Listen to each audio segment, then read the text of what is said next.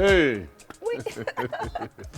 Comment vas-tu? Ça va très bien, papa. Ça se passe bien? Ben, ça se passe très Il fait bien. froid, hein? Dis. Ouais, il fait froid. Mais Hein? comment la porte est ouverte avec le froid et Ben, tout c'est ça? pour te recevoir. Ah ben, c'est vraiment gentil. Merci Allez. beaucoup. Bonne arrivée à la maison. Merci, c'est un plaisir d'être Avec chez... le bon froid dehors. Oh, on est loin de la chaleur, du moins du soleil, Ouais, ben, de il y a Douala, notre de chaleur Yaoundé. dedans, quand même. Ouais, ben, je crois que ça dépasse quand même le froid de Tchang. Ah, mais tiens, c'est une bonne station climatique. Ouais, mon père, tu sais, mon père, il a été fonctionnaire à Tchang. Je devais avoir 5 ou 6 ans. Donc j'ai vécu un peu à Tchang, c'est pour ça que le froid ne me menace pas, quoi. Oui. D'ailleurs, vous êtes d'une famille très très pieuse, protestante. Ouais, ouais. Qu'est-ce que l'Église vous a apporté dans votre vie? Oh, un peu tout. Déjà, l'histoire, de savoir, le christianisme. Et puis ensuite, une certaine rigueur. Les protestants sont assez rigoureux en général. Ça ne veut pas dire que ce sont des saints, mais ils ont la rigueur. Il y a beaucoup de... Même ici, il y a beaucoup de gens dans la finance, dans la rigueur de l'organisation, quoi. Voilà. Et puis, le fait que on ne va pas à la confesse, hein, c'est important, parce que les gens qui vont à la confesse, ils remettent le compteur à zéro. Nous, on ne remet pas le compteur à zéro, ça fait que tu as malgré toi, tu as une responsabilité sur les épaules.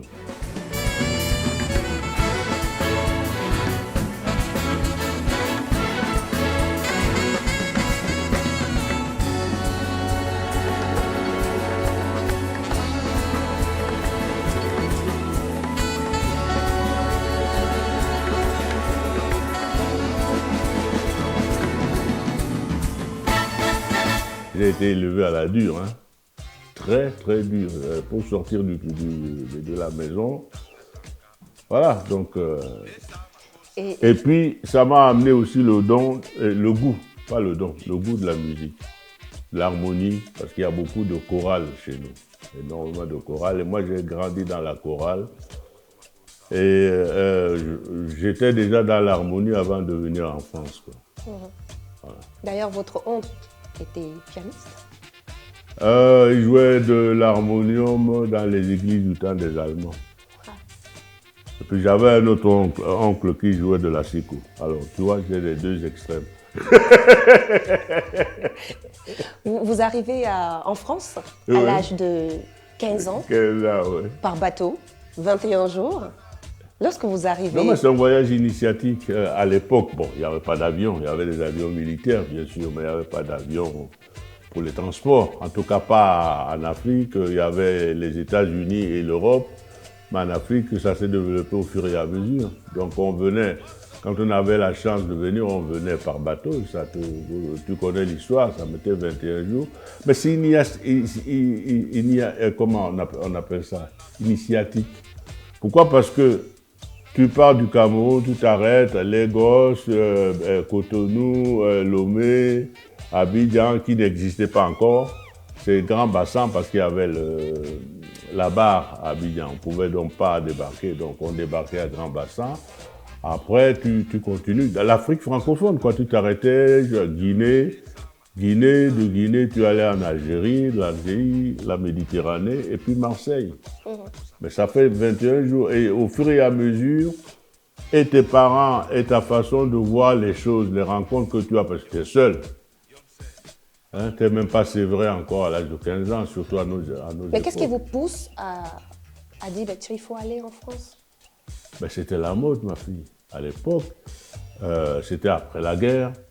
De Gaulle avait donc, jusque-là, n'allait en France que des soldats, les tirailleurs sénégalais. D'ailleurs, là-dedans, il y avait toute l'Afrique francophone, hein, il n'y avait pas que les Sénégalais. Donc, tout le monde rêvait de venir en France, parce que quand tu lis les Mamadou et Bineta, c'est le paradis, c'est en France. Hein, voilà, donc maintenant, il fallait avoir les parents qui pouvaient t'envoyer en France normalement, il fallait avoir un correspondant et tout ça, il y avait un processus. Et tu étais donc parmi les élus à pouvoir venir continuer les études en France. Ça, c'est quelque chose, c'est pas tout le monde qui venait, forcément. Hein? Voilà. Donc nous, on a eu la chance d'avoir les parents qui pouvaient se sacrifier pour qu'on vienne. Et lorsque vous y arrivez en France à l'âge de 15 ans, dans votre village, vous devenez la vedette carrément de ce village-là. Si on peut dire. Parce que ils n'avaient jamais vu de noir dans leur vie. Hein? Sauf peut-être les MP américains hein, qui passaient dans les villages. Après la guerre, ils retournaient dans les... Mais vivre concrètement avec un jeune Africain, ils n'avaient jamais connu ça. C'est la France profonde, c'est la Sarthe, c'est la région du Perche et tout ça. Et on était un peu éparpillés. Hein, les gens comme les Pokossi, les gens comme les Dika Betotel, les gens, en fait, tout ce monde-là, les Teki, tous ceux qui ont bénéficié d'avoir les parents qui pouvaient le faire. Ils étaient tous éparpillés. Il y en a qui, les Api Jean-Marie Toulouse qui est décédé maintenant, lui, il était à Aix-en-Provence. Enfin, on était un peu éparpillés dans toute la France. Et en été, on se retrouvait dans une colonie de vacances. C'est là où on a commencé à se connaître. Que le Cameroun, en tout cas, a commencé à se construire en dehors. Et on était colonisé quand même.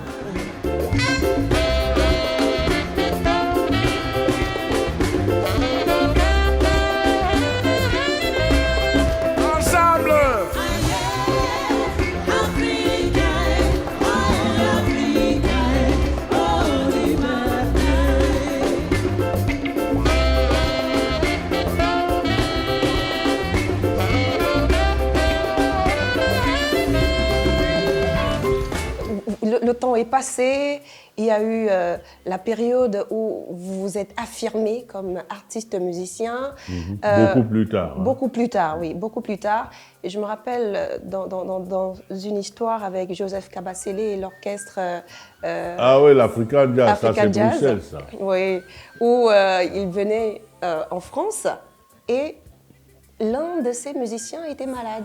Voilà, ça se passait en Belgique exactement.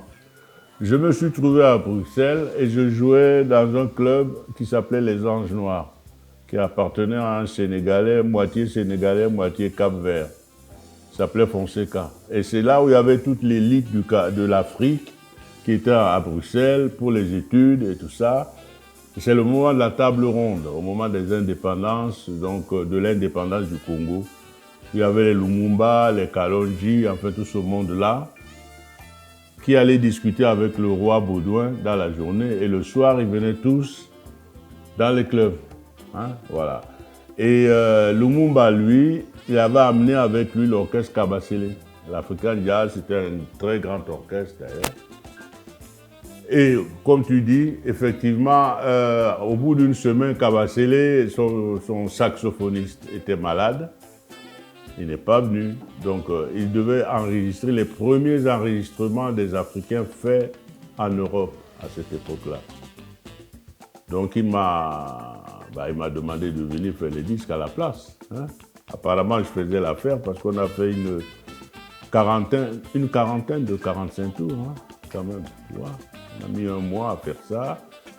Ça a été l'explosion. Quand les disques sont sortis au Congo, je peux te dire que ça a été vraiment... Parce que les conditions, la qualité, enfin tout...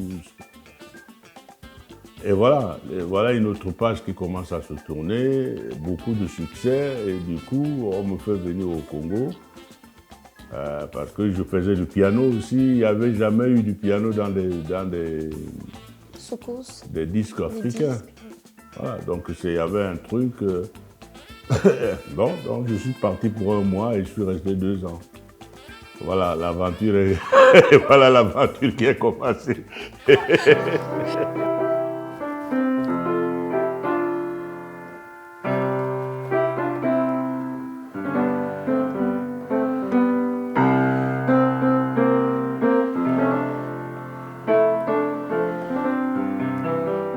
L'Afrique t'a beaucoup accueilli à cette période-là.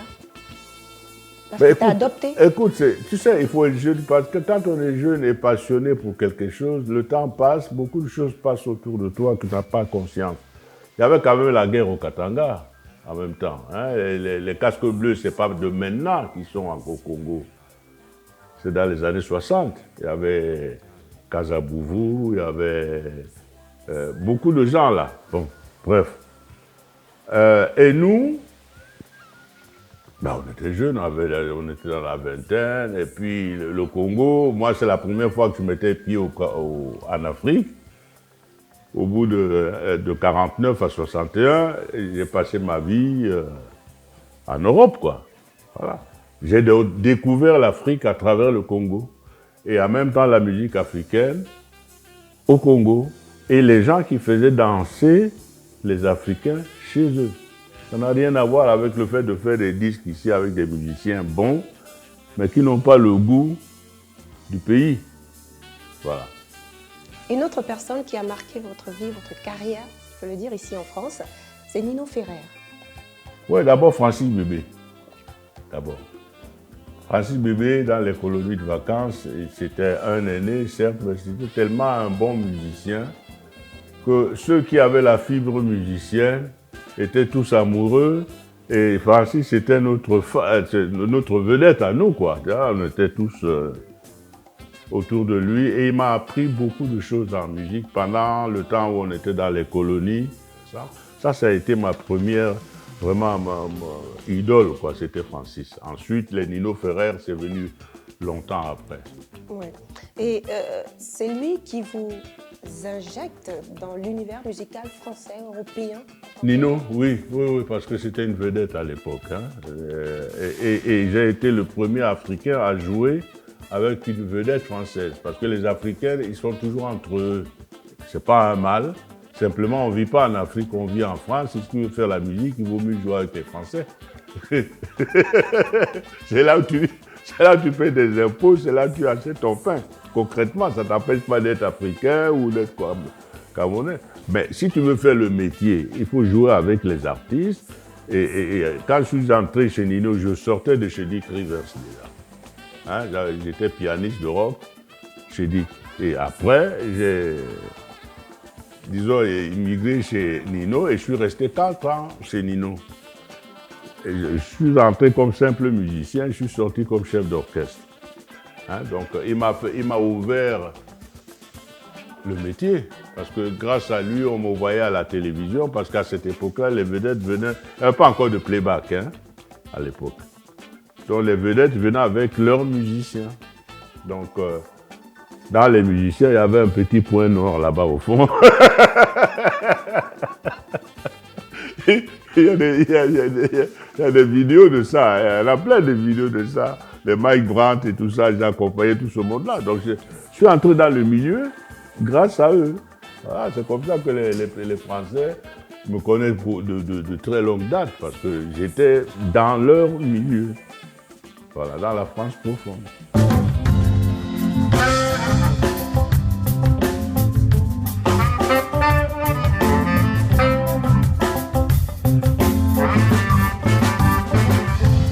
Ensuite arrive l'année 1972. Ouais. L'année d'un album. Une année clé pour moi, ouais. Très clé. Qu'est-ce que cette année vous marque? Qu'est-ce que ça représente, cette année? C'est une année très bénéfique pour moi. Très, très bénéfique dans ma propre histoire. Pour beaucoup de raisons d'ailleurs. Parce que quand la 8e Coupe d'Afrique des Nations est arrivée, je venais de construire les 2 stades que vous connaissez là. Aïdo était là. Et il y avait, on avait lancé un concours pour faire l'hymne, comme on fait là maintenant. Et c'est moi qui avais gagné ce concours. C'est Ngoubeyou qui était ministre à cette époque-là des Sports et qui m'a donc donné l'occasion de faire un hymne, quoi. Voilà. Mais à cette époque-là, j'étais très populaire au Cameroun parce que j'avais fait des disques qui plaisaient beaucoup aux gens. Les Somaloba, les Idiba, les premiers disques, là, si vous montez là-dessus, tout le Cameroun dansait cette histoire, les mouvements, les rondos, tout le machin, là. Bon, donc j'ai gagné ce truc et ma vie a changé parce qu'en même temps, j'ai composé Sol Makossa, hein, ok. on racontera ça plus tard. Mais dans la même année, j'ai composé Sango Yesu Christ aussi. Ça n'a rien à voir. Sango, Yesu Christ. Voilà, donc tout le monde chante ça maintenant, mais c'est la même année.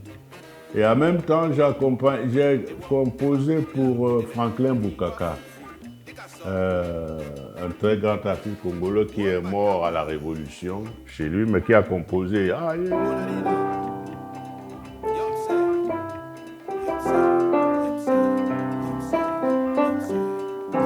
Aïe, Africa. Voilà. Donc, ça, c'est les trucs qui n'avaient rien à voir les uns avec les autres.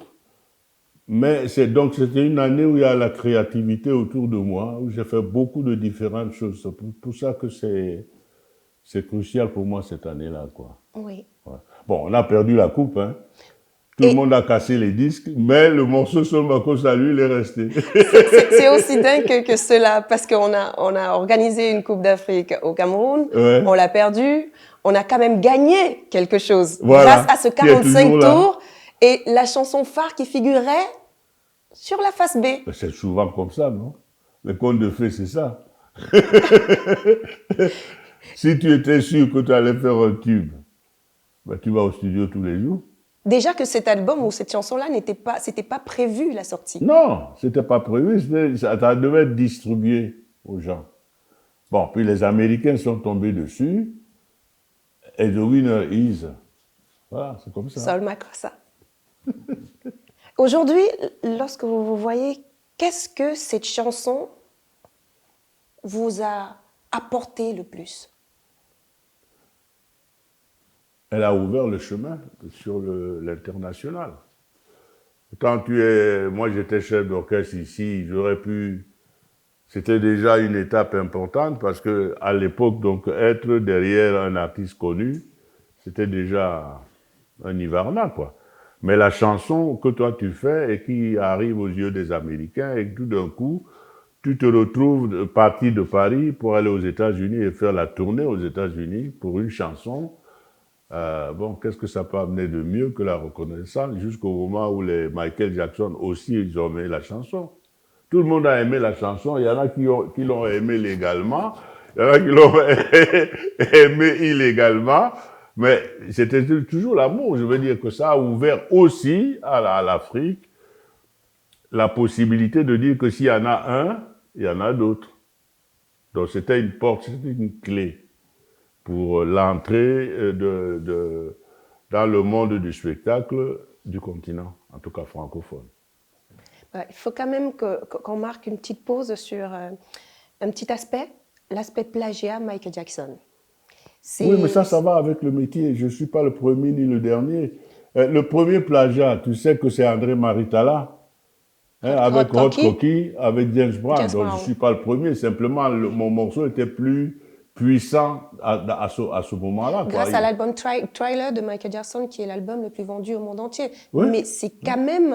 C'est une partie du Cameroun aussi. Oui. 35 millions de gens qui chantent Bamako, ça, c'est pas mal quand même. Mais juste pour savoir, qu'est-ce que ça vous a rapporté après, vu que vous vous êtes arrangé à l'amiable? Ben ça, déjà, le fait que les gens, ils ne savaient pas où était le Cameroun. Les gens. Et tu étais obligé de dire close to Nigeria. Ah, Lagos. Bon, le fait que tu te fais connaître de façon positive et pas de façon négative à ton pays, c'est beaucoup, hein, c'est plus que l'argent. Et les gens, ils comptent toujours en matière d'argent. Ils ne voient pas l'autre côté du monde où on parle de Cameroun. Les Richard Bona, maintenant, quand ils disent Camerounais, ben, à l'époque, il fallait ouvrir. Donc, qu'est-ce que ça m'a amené? Ça m'a amené ça. Et jusqu'à présent, je tourne beaucoup parce que tout le monde ici, je me promène dans la rue, les gens me voient, ah, maman, voilà. 40 ans après. On parle Cameroun, on parle camerounais. Vous êtes resté camerounais. Parce que d'autres personnes auraient changé de nationalité, mais vous avez toujours votre passeport camerounais. C'est l'histoire. J'étais français d'abord en venant ici, puisqu'on était colonisé. J'étais citoyen de l'Union française. Hein? Bon, puis après, en 60, on a demandé aux gens s'ils veulent rester sous le giron de la France ou bien s'il faut changer. Mais quand tu as 20 ans, tu es fier d'avoir un drapeau, tu es fier Par la suite, quand le combi est arrivé, tu voyais les couleurs du Cameroun sur le combi. Il y a une fierté qui ne se monnaie pas, quelque part. Voilà, mais ça ne veut pas dire qu'il faut jeter un blâme aux gens qui veulent changer de nationalité. C'est pas ça le problème. Le problème, c'est que je voyage comme tout un chacun avec mon passeport. Voilà, donc je ne vois pas pourquoi je changerais de passeport. Ça m'amène quoi en plus?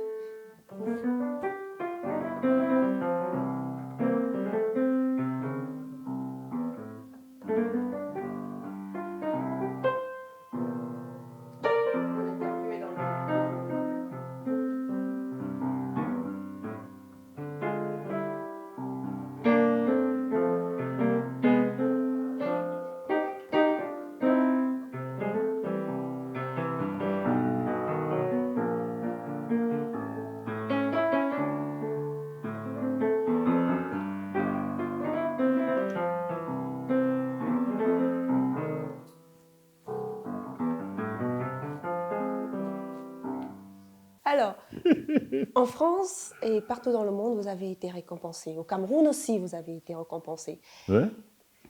Est-ce que vous croyez que le Cameroun vous a rendu ce que vous lui avez apporté?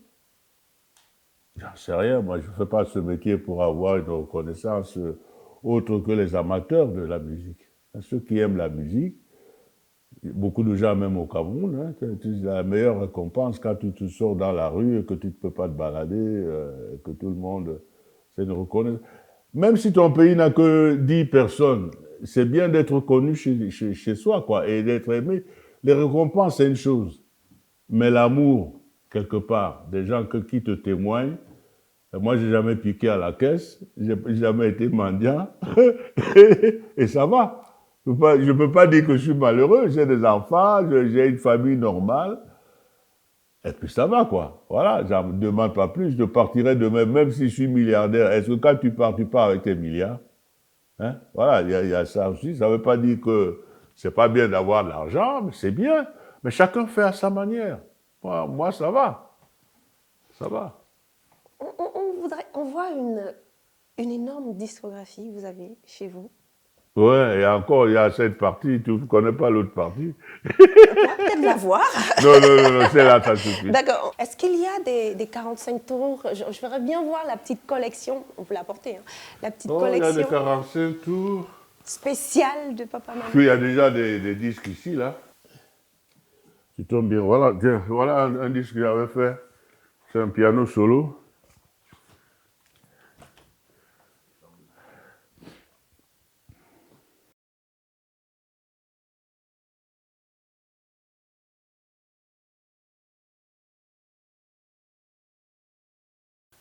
Ça, c'est intéressant comme truc.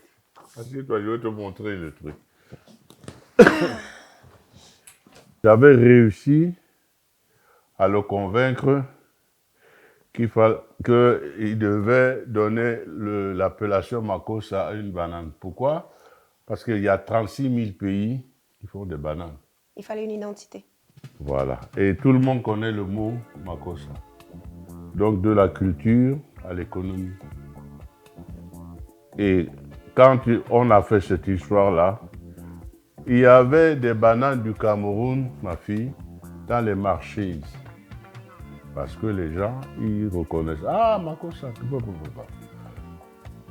Quand il est mort,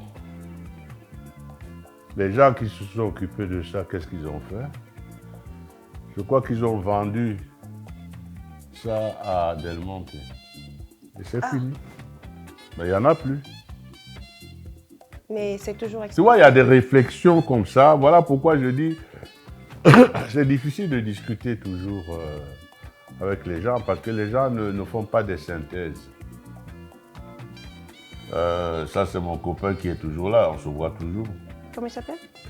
Billet. On a grandi ensemble, on était au pays ensemble. Et moi, je suis là. Et ça date de 51, ça. Bon, Bien avant l'indépendance du Cameroun. Bien entendu. C'était ça Ça, dans c'est quelle un autre école? billet. Il y avait plein de Camerounais, beaucoup d'Ivoiriens d'ailleurs. Hein. C'était quel établissement? Au collège La Fontaine, à Château-Thierry. Lui, il est là aussi, Kokampondo. Mais vous avez... Tu vois, il y avait beaucoup c'était de blacks, pratiquement hein, une parce que famille. les gens, ils ont l'impression qu'il n'y avait pas beaucoup d'Africains. Je dis, mais dans les collèges, dans ces années-là, regardez un collège type en France. Regarde les mélanges. Il y en a moins maintenant.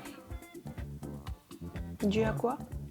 Ah ben ça, c'est notre problème, ça. D'abord, on était colonisés, donc on était chez nous. Les étrangers, c'était les Italiens, les Portugais, les Espagnols. C'était pas nous, les Polonais. Nous, on était Français, nous.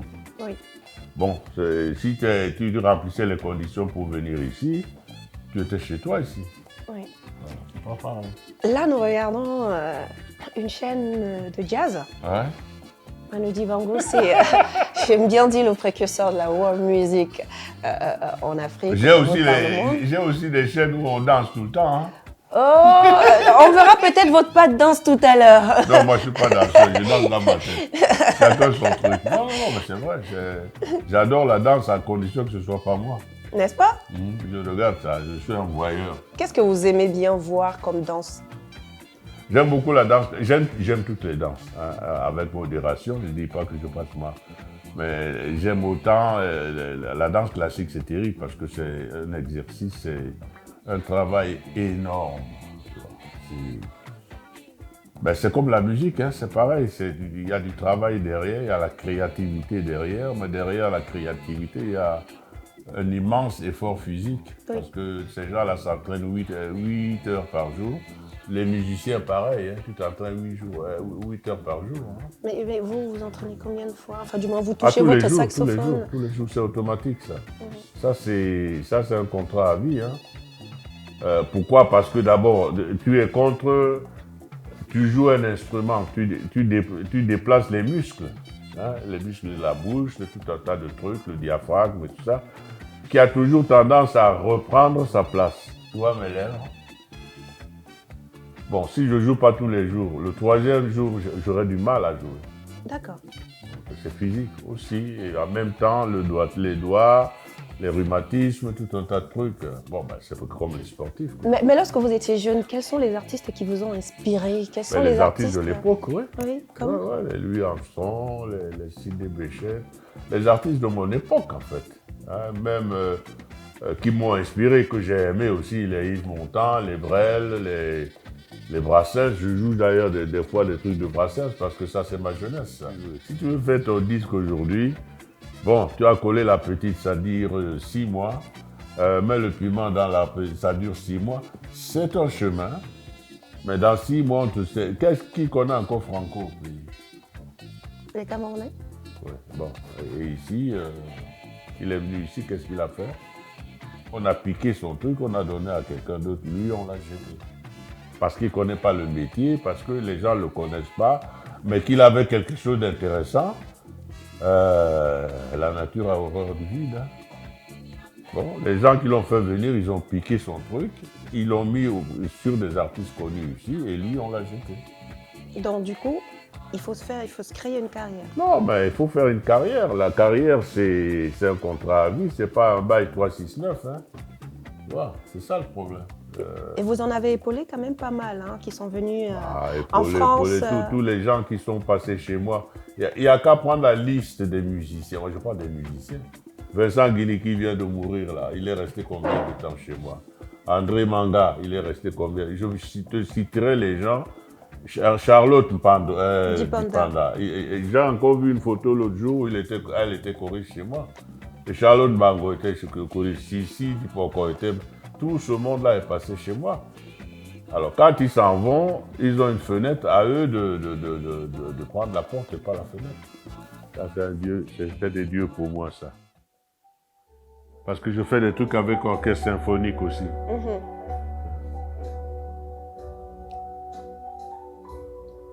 Et quand vous voyez ça, qu'est-ce que ça vous procure? Tu vois? Il est là, le vibra. Ouais. Qu'est-ce que ça vous procure quand vous voyez ça? La joie, le plaisir, voilà. Ah, qu'est-ce que c'est beau, ça.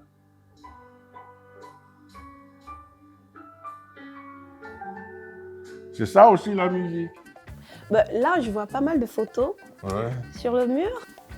Ça, c'est un de mes petits-fils. C'est le premier d'ailleurs, Liliane.